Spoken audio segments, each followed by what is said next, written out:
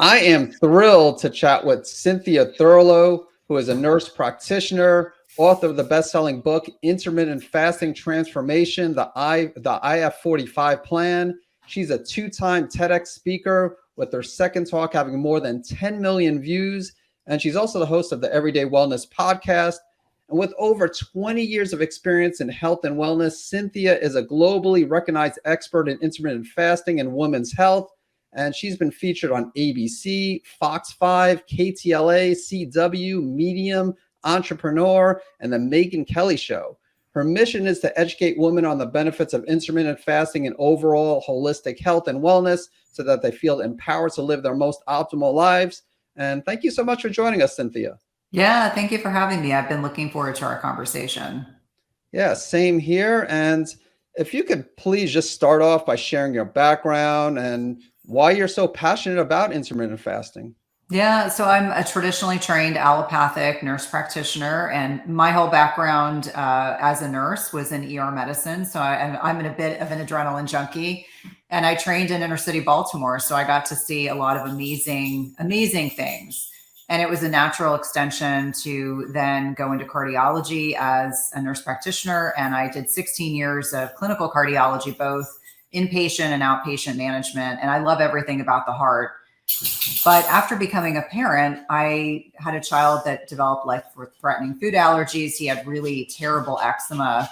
And having never really dealt with eczema as an ER nurse, it was really baffling. And I kept saying to the pediatrician, do you think it's something, because at the time he was exclusively breastfed, do you think it's something I'm eating? No, nope, not at all. And then his eczema got worse and persisted. And we used all the kind of conventional allopathic treatments, topical steroids, etc. And I kept asking, is it something that he's eating? And so I finally got a referral to the allergist. And boy, was I surprised to find out that my beautiful, otherwise very healthy 2-year-old had life-threatening food allergies. And that sent me down, there's no other way to put it, a proverbial rabbit hole, because all of a sudden I went from thinking of food as being a safe thing to all of a sudden we had to be very careful where we ate. We really didn't eat out much at all to begin with, but I got very, very careful about that, where we ate in restaurants, ensuring that he wasn't getting cross-contamination or exposure of these allergens. And it really shifted my focus. I always say that it's a blessing that I had that experience with my son. Thankfully, he's at nearly 17 years old. He's very healthy, otherwise very healthy, but only 30% of kids will outgrow their food allergies. So he is one of the many children that has not outgrown their food allergy. And so I think that I really started looking a little bit more deeply. I read a book called The Unhealthy Truth by Robin O'Brien. And then I actually considered doing a doctoral program. And I took one class and decided that wasn't it. I went down another rabbit hole. I did a wellness coaching program, which was interesting, but did not light me up. And then I read another book called Eat the Yolks. And I reached out to that author and said, where did you get your training? I really think nutrition is really what I'm most interested in, because I was seeing patterns with my patients where, despite, the best evidence-based medicine you can imagine, we weren't curing their cardiovascular disease or their diabetes. We were stabilizing symptoms. And it was very disheartening. And so I did this functional nutrition program, and that lit me up. And that was the beginning of the end of my traditional path. And within about a year, even though I was going to work and I was, following those evidence-based guidelines, I became acutely disconnected / frustrated, feeling that we were really missing opportunities with our patients. And so I left clinical cardiology without a business plan. I wouldn't necessarily recommend anyone do that, but almost instantaneously, I had a large following of women that started coming to me because they felt like their needs weren't being met. And for me personally, during that time period, I think for a lot of women, as they enter perimenopause, which is the 10 to 15 years preceding menopause, all the things that used to work no longer work. And so for me, the value of the N of 1 was that this is someone who had always done everything right nutrition, right types of exercise. I thought I was sleeping enough. I thought I was managing my stress, but in perimenopause, the game changes. And I started having some weight loss resistance. And intermittent fasting to me was something I came to out of a interest to see if I would lose weight. And that's how most people are. What I found was that I didn't lose weight initially, but what I did find is I had more energy. I started sleeping better. I started to feel like I had a very different relationship with food. I could really recognize true intrinsic hunger as opposed to, oh, it's X time, it's time to eat. And so I started with intermittent fasting, and then I started talking to everyone that was willing to listen to me about the strategy, not realizing it would then be something I would be known for, several years later. So from my perspective, it was traditional allopathic medicine, cardiology, ER medicine, then kind of pivoting and taking this opportunity. And the other thing that's probably worth sharing with your listeners is that in 2018, as an introvert, I decided I was going to challenge myself and I was going to do a TED Talk. My husband thought I was nuts. And I said, no, I'm an introvert. This would be like a scary challenge, not realizing that I would get multiple offers. I did one talk on perimenopause, the super sexy topic of perimenopause. And around the same time that I did my first talk, I was offered a second, and that changed everything. Obviously, now I'm known for intermittent fasting in women because that talk went viral and really changed a lot of things for me. But bringing greater awareness to a strategy that is not new or novel, and certainly one that thyroid patients appropriately can integrate into their lifestyle is something that I take as a great honor, that I'm able to impact more people than I ever would have or could have being just in a hospital or just in clinic. And speaking of thyroid, you have been diagnosed with Hashimoto's, correct? Yes, I have. And that's why I like women in particular to understand that you can successfully utilize intermittent fasting and have thyroid disease and do it successfully. Obviously, as we were talking before we started recording, there's always exceptions. But if we really understand that intermittent fasting is not just about weight loss, it actually improves the health of our mitochondria, which are the powerhouses of our cells. So from substantive to less substantive, there are lots of benefits, but thyroid patients in particular can benefit from this mitophagy, autophagy, getting rid of these disease disordered cells that are no longer serving us. Can you talk a little bit about metabolic flexibility, what it is, how does it improve when practicing intermittent fasting? Yeah, and this is something that I've gotten very outspoken about because, as you can imagine, in cardiology, I saw a lot of metabolic inflexibility, metabolic syndrome. And so for listeners, when we're talking about metabolic flexibility, it is specific to our bodies being able to use both fats and carbohydrates as fuel sources. We don't want to just be using one over the other. And most individuals, we know just based on recent data that I think it's 92% of the population here in the United States is not metabolically flexible or healthy. So that's most of us. And how do we actually define what metabolic syndrome is or metabolic health? I look at a couple variances. And so we look at waist circumference, and this is very important. So if women have a waist circumference greater than 35 inches or men greater than 45 inches, that's one. Number two is triglycerides greater than 150. And I would actually advocate that it should be under 75 because it's really, in many ways, a reflection of the quality of carbohydrates someone is consuming. Looking at HDL. So HDL is considered to be, air quotes, heart healthy cholesterol. There's a lot more to it than that. And in men, we want to see that number greater than 45 and women greater than 55. You also think about fasting glucose. And to give you a sense of how long I've been practicing, when I graduated from my nurse practitioner program in the early 2000s, you wanted to see a blood sugar under 140, which makes me just cringe. Now we're saying we want it under 100. I would argue that your fasting blood sugar should be under 90 or at least under 95. And so when we're looking at these metrics, obviously there are more. I like to look at fasting insulin and uric acid. These are all metabolic markers of health.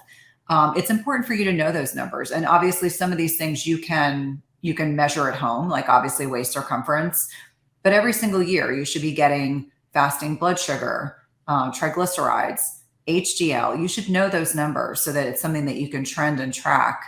And so when we're looking at metabolic inflexibility, these are the people that struggle with weight loss resistance. They will struggle with energy. They will probably get sleepy after meals. They may, in fact, have really poor quality sleep. They're not going to have the energy to get up and play with their children or go for a run or engage in sustained exercise. These are individuals that will get hangry. They get this kind of hungry, grumpiness that, you see in little children because they don't have the ability to articulate that, they're hungry, they just get grumpy. They also generally tend to gravitate towards foods that are carbohydrate dense as opposed to protein and healthy fats. And so these are obviously, generalizations, but when we're looking at someone who's metabolically healthy, they're going to not deal with weight loss resistance. They're going to be able to go longer stretches without eating. They'll actually put their meals together differently. They're going to use protein and carbs or protein and healthy fats. And this is really important for people to understand. I'm not anti-carb, but if you are insulin resistant or diabetic, you should absolutely positively be on some degree of carbohydrate restriction. And we can talk more about that. But when I'm looking at someone who's metabolically flexible, they sleep well, they have plenty of energy, they have lots of cognition, so they can power through tasks. They don't think about when their next meal is. Whereas the person who's less metabolically flexible is going to be focused on watching their watch. What time is it? When's my next meal? I'm hungry. I'm running out of gas. I need that candy bar, energy drink, soda in the middle of the afternoon because I get a slump. Those things shouldn't be happening. And what I think people have really forgotten about is that metabolic flexibility is our birthright. It is the way that our bodies are designed to thrive. We've just forgotten because the processed food industry has convinced us as a nation, as a society, that we need to eat snacks and mini meals to stoke our metabolism and to have energy. And I'm here to tell people that eating less often, with very few exceptions, is the way that our bodies are designed to thrive. And it's definitely a way to support metabolic flexibility. Unfortunately, the lay press and magazines like to, focus in on this hot new diet system. And I remind them, I'm like, this is our birthright. We have had, intermittent fasting has been incorporated in all the major religions. We wouldn't be here as a species if our bodies had not been able to go through periods of time with food scarcity or even periods of feasting and famine. And so metabolic flexibility is something that every single person that's listening to this podcast should be focused on, because our healthcare system and our nation can no longer support this kind of sick care system that is potentiating and exacerbating metabolic inflexibility. And I'll give you an example.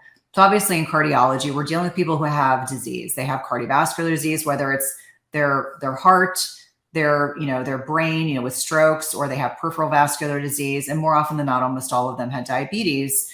And unfortunately, we go about addressing inflammation, oxidative stress, insulin resistance. We wait until someone has disease. We don't go proactively and start looking and saying, okay, your fasting insulin's abnormal, your fasting blood sugar and hemoglobin A1C look great, but let's wait till they look abnormal. Really being more proactive and really being truly preventative. Like, I technically am trained in primary care medicine.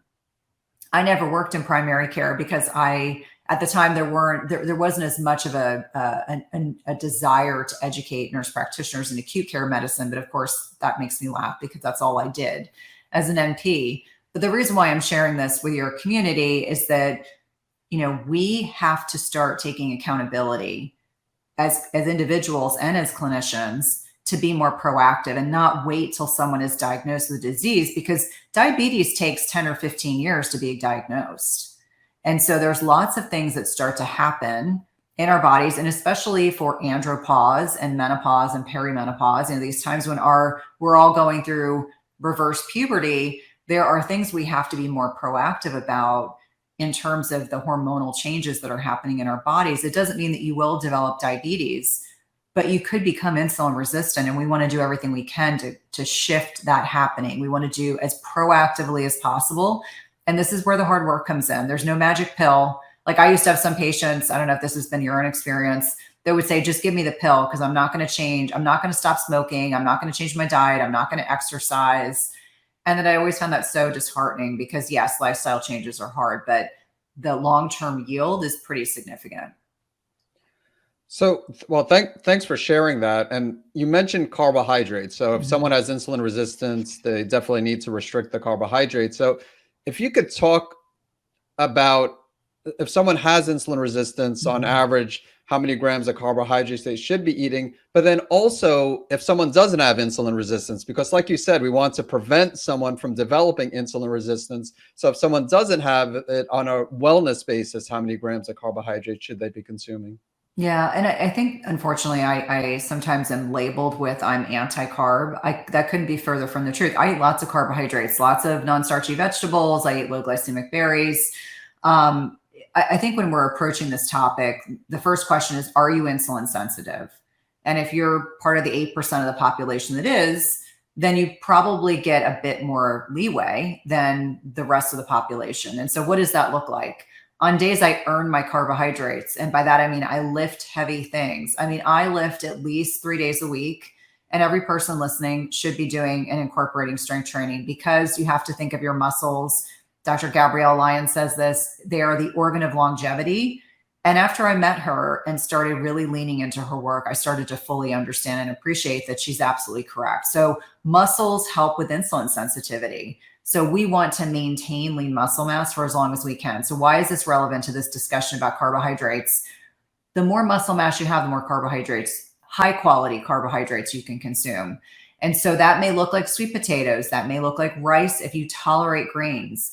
That is the unprocessed stuff. I'm not a fan of people eating lots of bread and pasta. I'm sorry to say that. The cookies, the candy, that is not the quality carbohydrates I'm referring to. But if you're working out hard and you go to the gym and you lift and you're lean and you're insulin sensitive, then you absolutely can utilize carbohydrates. Now, I typically recommend that people consume no more than 30 to 40 grams in a meal. Now, you have to understand, like a candy bar could be 60 grams of carbs, just to give you an idea.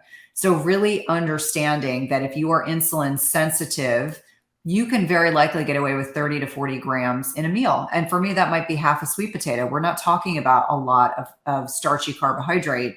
When you're insulin resistant or diabetic, you have to be very mindful because you already have a sugar handling problem. This is where I would say get your carbohydrates from green leafy vegetables, get them from low glycemic berries. That doesn't mean 1 cup of berries. That means a 1/4 cup of berries. That means, yes, you can have lots of broccoli and cauliflower. I mean, those are good things for your body. That does not mean that you sit down with a massive bowl of pasta and have a minuscule amount of protein. I think when you have carbohydrates, you never want to have them naked. And when I say naked, it's because you should have your carbohydrates with your protein. And there's a very interesting book that I'm about halfway through. It's by a biochemist, and it's called Glucose Revolution. And she has some very interesting ways to buffer the net impact of carbohydrate intake. So you start with vegetables, then protein, then the carbohydrates, come after that. And so I'm very much a fan of pairing your carbohydrates with protein, never carbohydrates and fat, because they generally don't occur that way in nature. And they're very easy to overeat. Think about chips and guacamole. Let's be honest. I mean, guacamole is delicious and salted chips are fantastic, but you're not going to trigger the same satiety cues in the body. So to get back to your original question, if you are insulin sensitive, you can probably handle 30 to 40 grams of carbs in a meal, but always with protein, not by itself. Another thing that people can do, irrespective of where they fall on their insulin sensitivity spectrum, and this is well researched. This is not me just telling you to do this because it's good exercise.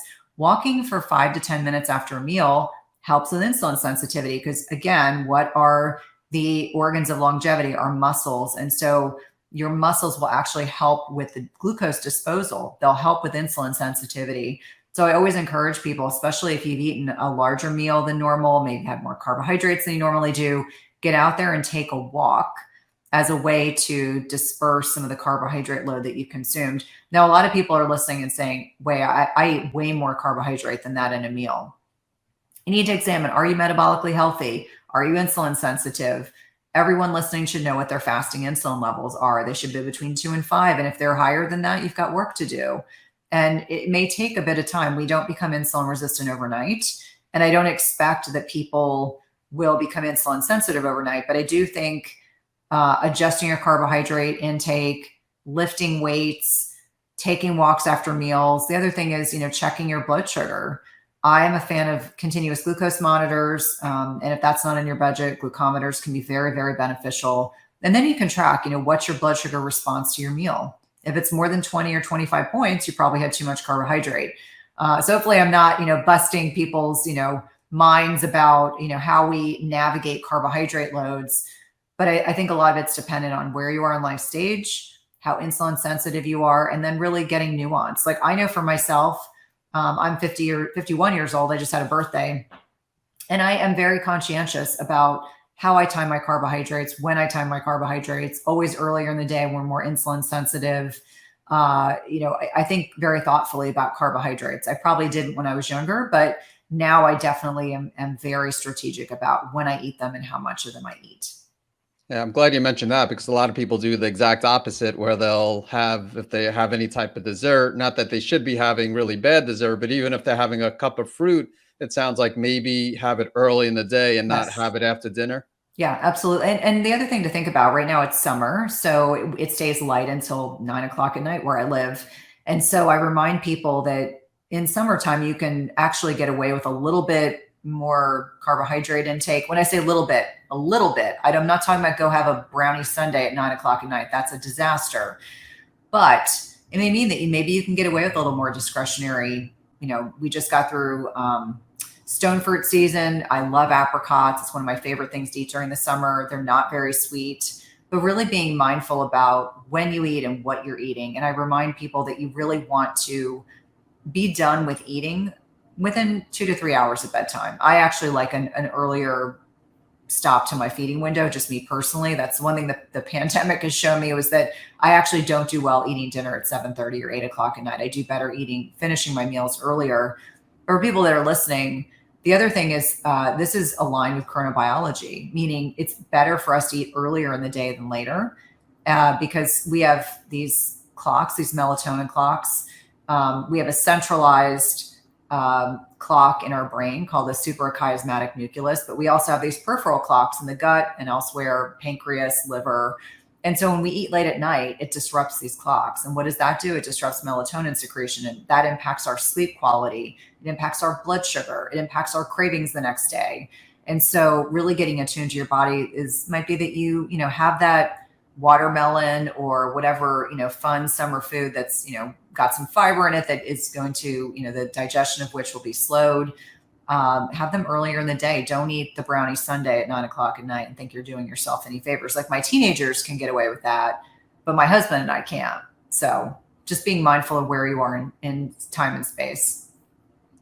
So let's switch gears and talk about protein, because I'm sure just in general, there are people who are not getting enough protein.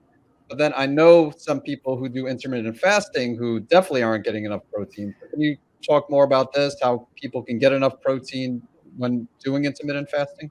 Yeah, and this is actually a very important concept. And I say this because I've inherited co-hosting another podcast. I have one of my own, and then I have intermittent fasting podcasts that I co-host with Melanie Avalon. And my predecessor was a big fan of OMAD. And OMAD, for anyone that's listening, that's 1 meal a day. And my biggest criticism, and this is irrespective of gender, is that you cannot get enough protein in 1 meal a day. I don't know of anyone that can. And so what is enough protein? I say at a minimum 100 grams a day. Now, for most women, that's going to blow their minds because they're probably getting 40 or 50 grams.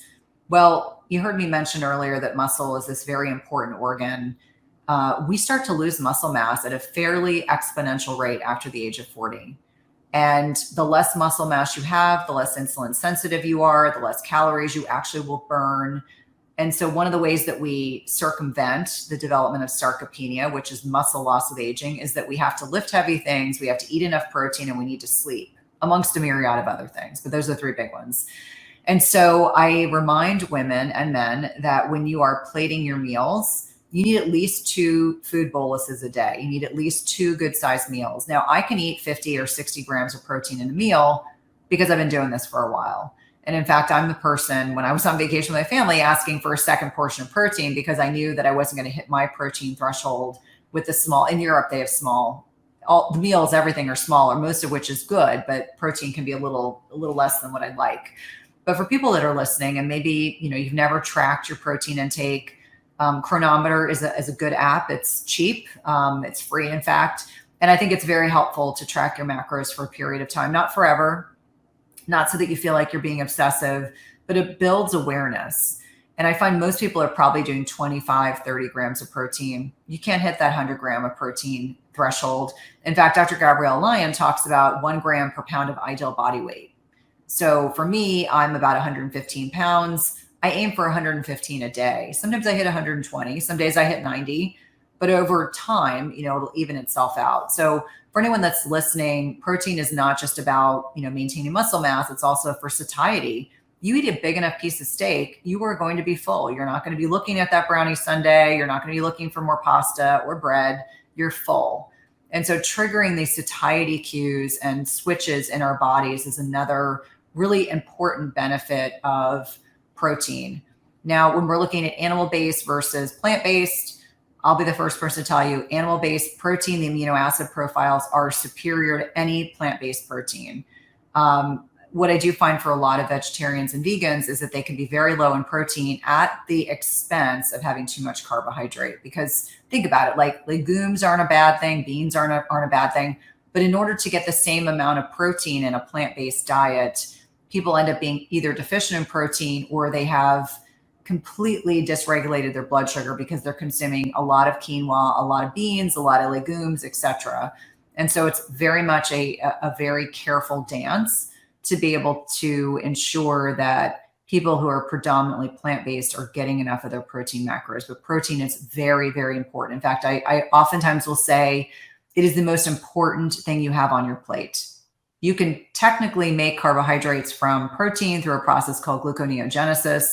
We cannot make our own protein. We have to consume it, and we want to consume high quality animal-based protein is really what I advocate for and speak very openly about.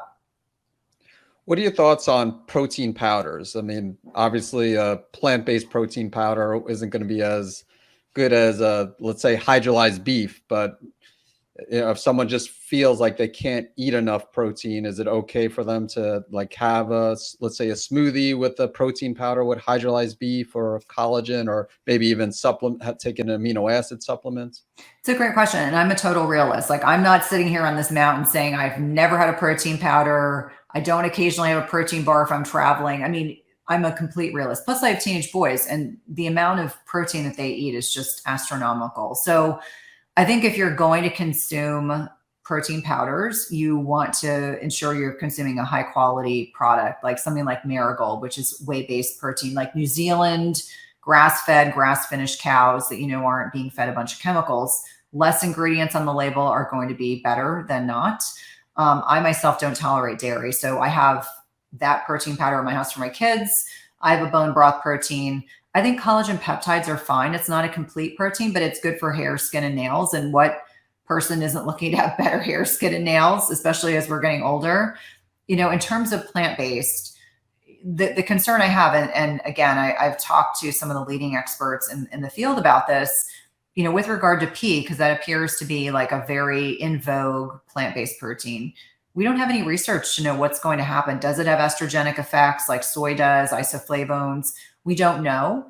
So I would definitely recommend, if you're doing plant-based proteins, that you source from a really high quality company. And so I think about Food Babe has a company. I have no affiliation with this either. Truvani is one that has been recommended. I've probably tried every protein powder out there to try to find one that's palatable. I generally don't find them to be palatable. They're just a little chalky. But Truvani is the one I generally recommend if people are looking for like a cleaner option. But we just don't know. We just don't know enough about long-term effects of pea protein. I know there's a lot of rice protein that's out there. I always get a little concerned about making sure that you've got a high quality product, because rice can be heavily arsenic laden just by virtue of where it grows and how it grows. But no, I'm a complete realist. I'm all about meeting people where they are. I don't have a problem. I do have a problem if people are choosing just to have protein bars and shakes and not eating real food. But if you're traveling, you're on the go, it's a busy morning, I get it. But you definitely want to put your body through the mechanism of chewing food, swallowing it, having that food bolus hit your stomach, because that's much more satiating than a shake or a bar is. And in fact, the hyperpalatability of some of those products, some of those even cleaner sourced ones, my concern is always, if you finish that bar and you're thinking about another one, it's because the processed food industry does a really good job of, creating flavor profiles in a way that keeps us wanting more. And so that's always the concern, is you just want to make sure. There are companies that are out there, like Epic as an example, that's at a reasonable price point. They have a bar that's really more like a meat bar, or Paleo Valley's a company that I definitely buy and enjoy their products. And jokingly, that's my protein bars. I take Paleo Valley beef jerky and some salted macadamia nuts, and that becomes like a small meal if I'm on the go. That's at least clean, and I can like live with myself. But no, to answer your question, I think you want to find the highest quality supplement with the least amount of ingredients if you go that direction. And things like Perfect Aminos, there's a company out there that has these amino acids. And 3 years ago, when I was hospitalized for 13 days, I actually took that product for a while because I could not get enough protein in my diet, and my stomach, my digestive system had gotten so rerouted that I only tolerated protein.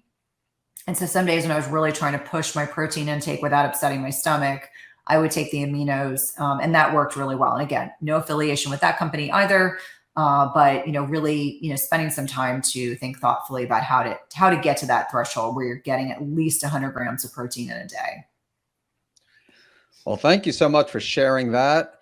And let's dive into some of the different intermittent fasting regimens, if that's okay, including, of course, your IF45 plan. So if you could expand on that, and as well as comparing it to other regimens, popular regimens. Yeah, thank you. So my book, Intermittent Fasting Transformation, IF45, is a 45-day program focused on a 16-8. So 16 hours fasted with an 8-hour feeding window. And I feel like that's a very approachable window for most people to work up towards. But obviously, there's lots of varieties. I mentioned OMAD, so 1 meal a day. There are people that do 24-hour fasts. There are people that do longer fasts. There are people that do alternate day fasting. There are individuals that do combinations like a 30/16, meaning they'll fast for 30 hours, have a meal, and then they'll do a 16-hour fast. And a lot of these variations are for different reasons. Obviously, I'm at a healthy goal weight. I'm not looking to lose weight, so I don't do long fasts. I think after spending 13 days in the hospital and not being able to eat for almost 2 weeks, that cured me of any desire to go a long period of time without eating ever again. But I think if you're someone if you're metabolically unhealthy, you're part of that 92%. Doing alternate day fasting, doing longer variations of fasting, I think can be very helpful. Obviously, if you are a diabetic or you're someone that has high blood pressure or you're on chronic medications, you want to be having a conversation with your provider to see if you need to be monitoring your blood pressure or blood sugar more closely. So let me just slide that caveat in there. But typically, the plateau busting comes from variation. So once someone has mastered the basics, then you want to have some variety. Just like we don't eat the same food every day, we don't do the same type of exercise every day. I think our bodies naturally desire to have some flexibility. Like today's a very good example. I actually broke my fast at 9 because I have a super busy day. I was up early this morning to work out, to get the workout in before my day started. And so today's a good example. I'm gonna have a wider feeding window today. I've been fasting for a long, long time. I was also very, very hungry when I woke up, and that was the clue. I've been doing more lifting. I'm more hungry. And so I don't believe, nor do I recommend that anyone white knuckle fasting, meaning if you have a day you're hungry, if there's a specific time in your cycle, maybe even lifting heavier, maybe your body just needs a little bit more macros, more protein, etc. There's nothing wrong with having some variety to your fasting window, but there are a lot of varieties, both time restricted eating or intermittent fasting, and then those longer fasts. Like anything over 24 hours, I think, is a longer fast. Yeah, it's funny. I was actually going to ask you, I was thinking about asking you if you were in a fasting state. I figured we started a little bit after 10 a.m. this interview. And just in the back of my mind, I was thinking that you were in a fasting state. So I'm glad you mentioned that, it's not like someone has to every single day start the exact same time at, 11 o'clock a.m. and then ends at, what would it be? I guess, 5 or 7, p.m., depending on how long of a fast they go. But so it depends on, pretty much listen to your body. Yeah. And I think intuitive fasting or intuitive eating is great if you're metabolically flexible. If you're not, then that's very hard. And so again, you go back to the basics. Like it may take someone who's insulin resistant 6 months to get to a point where they're attuned to the cues in their bodies. And that's okay. Like I always tell women, like, put your blinders on and just pay attention to what you're doing, because it's so easy on social media. I think all of us, I don't care how old you are, how young you are, we are all influenced by what we see on social media. And I think it almost it's the extremes. It gets worse. Like I'm seeing a lot of women in their 50s that are still very lean, who, their rhetoric is very different than what I see in a very young 20-ish-year-old woman.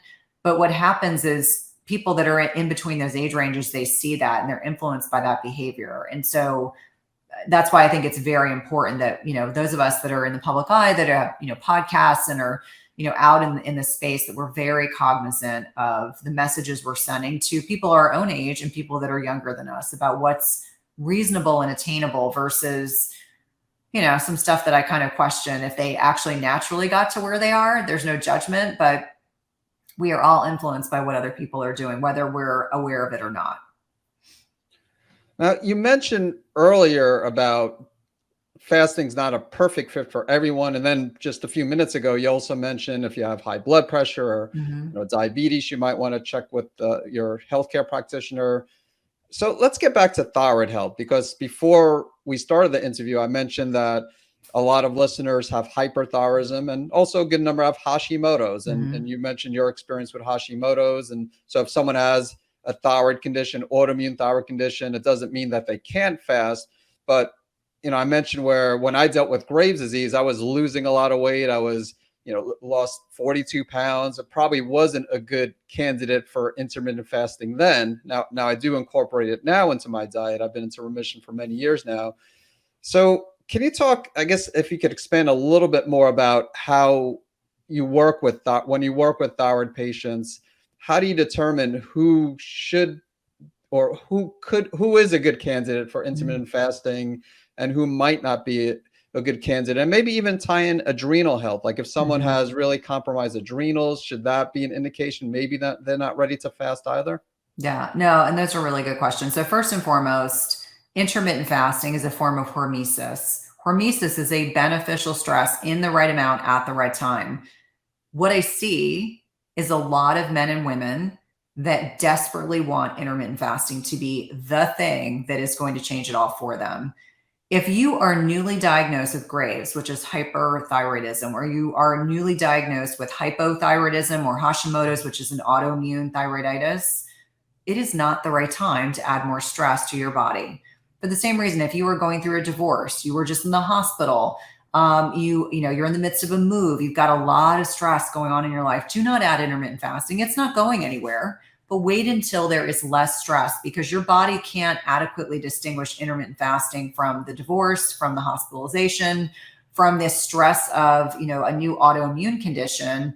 And so my standard refrain is, if you are stable on medication, which means you haven't had to have an adjustment, if you wake up and have energy, if you have energy to get through your day, if you're sleeping, then it is certainly okay to have a conversation with your healthcare practitioner about whether or not this is the right strategy for you. Now, I think now there's enough awareness about fasting that most practitioners are aware of it and they know how to kind of carefully navigate around the strategy. But I do find that there's still a lot of fear mongering about individuals with thyroid disease. And I remind people that intermittent fasting, one of the benefits is it can help improve mitochondrial health. And we know that if you've got an underactive thyroid, as an example, that we know that your mitochondria aren't functioning as optimally as they could be, largely because, well, there's so many reasons why you can become hypothyroid, but is it a nutrient issue? Is it because you've got an autoimmune condition? There's so many reasons why you can be hypothyroid. And it's interesting that I think the bulk, somewhere from 80 to 85% of those of us with hypothyroidism have Hashimoto's, even if you have negative antibodies. So I want to publicly share that for many years, I was told I did not have Hashimoto's because I never had positive antibodies. But that has probably everything to do with the fact I don't eat gluten and haven't for over 10 years.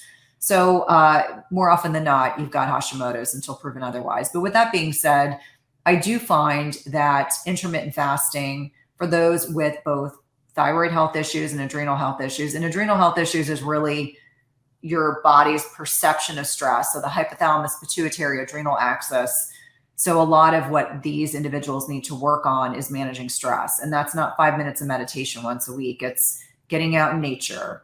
It's, doing things to tap into the parasympathetic, which is the rest and repose side of your brain. It's sitting down to digest your food. It's acknowledging that digestion starts in our brains. And that goes on and on and on. The right types of exercise. That doesn't mean Orange Theory fitness 5 days a week or CrossFit.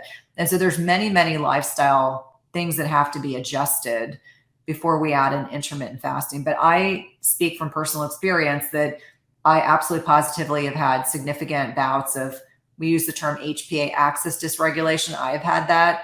I obviously am thriving with thyroid health issues. I'm very stable on medication. My labs are stable.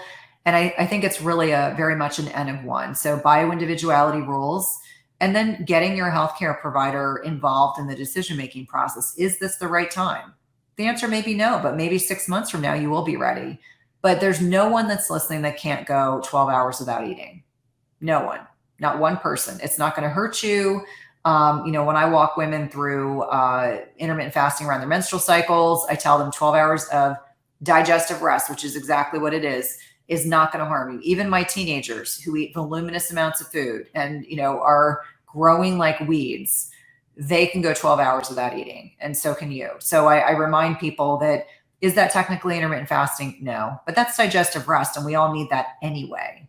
If you look at the data on meal frequency here in the United States, it's horrifying. So 12 hours of not eating is not going to hurt your adrenals. It's not going to hurt your thyroid. Again, you want to make sure that you are hooked in with your healthcare provider so that you can both determine when the right time, if at all, it is to intermittent fast. All right. Well, thanks again for sharing that. And so many more things we could cover, but of course we're running out of time, and maybe we'll need to do a part 2 in the future. And of course, everybody needs to dive into your book, which I've also been reading, and I find it fascinating.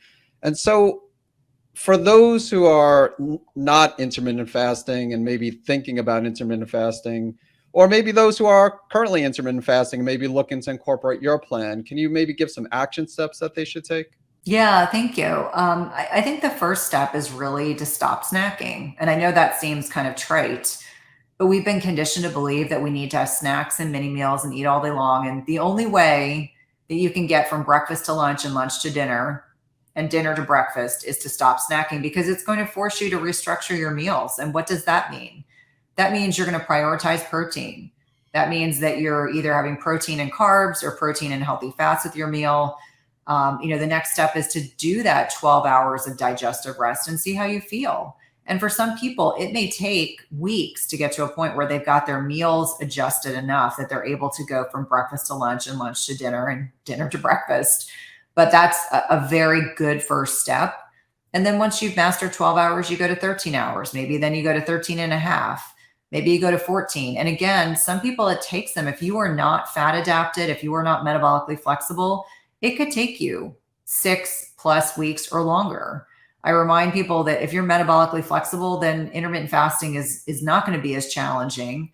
A lot of it can depend on where you are in your menstrual cycle, what life stage you're in. I think that's also important to mention. But those are some very straightforward, logical first steps. And I find if people kind of follow those, the stop snacking, restructure your meals, and then do 12 hours of digestive rest, they generally end up being pretty successful. All right, wonderful. Well, where can people find out more about you? Obviously, again, your book, your website, CynthiaThurlow.com. I'll let you take over and let others know where they can find more about you, Cynthia. Yeah, the website's a great place to start. You can catch Everyday Wellness Podcast, which is my solo podcast. And then I also have Intermittent Fasting Podcast that I co-host with Melanie Avalon.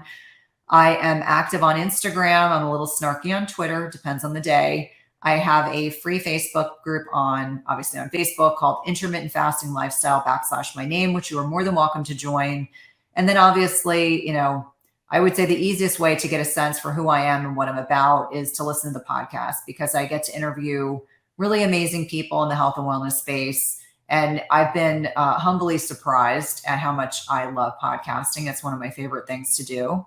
But that's probably a great first step if you want to learn more about me. follow my crazy dogs. I have teenagers who don't like to be on social media at all. And so out of an abundance of respect for them, you won't see much of them on social media, but I do feature my dogs quite prominently. All right. And of course, I'll make sure to include the links in the show notes.